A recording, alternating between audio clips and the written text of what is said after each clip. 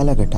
ಈ ಘಟನೆ ಸುಮಾರು ಕ್ರಿಸ್ತಶಕ 9ನೇ ಶತಮಾನದಲ್ಲಿ ಚೋಳರ ಆಳ್ವಿಕೆಯ ಕಾಲದಲ್ಲಿ ನಡೆದಿದೆ ಎಂದು ಜಾನಪದ ತಜ್ಞರು ಅಂದಾಜಿಸುತ್ತಾರೆ.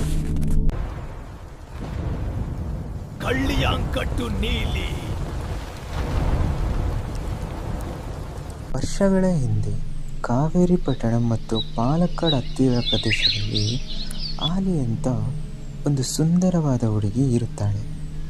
ಅವಳು ದೇವದಾಸಿ ಕುಲದವಳಾಗಿದ್ದರೂ ಬಹಳ ಸ್ವಾತ್ವಿಕ ಗುಣದವಳಾಗಿದ್ದಳು. ಅವಳಿಗೆ ಅಪಾರ ಸಂಪತ್ತಿತ್ತು. ಆದರೆ ಅದೇ ಊರಿನಲ್ಲಿ ದೇವಸ್ಥಾನದ ಪೂಜಾರಿಯ ಮಗನಾದ ನಂಬಿ ಎನ್ನುವನೊಬ್ಬ ಇರುತ್ತಾನೆ.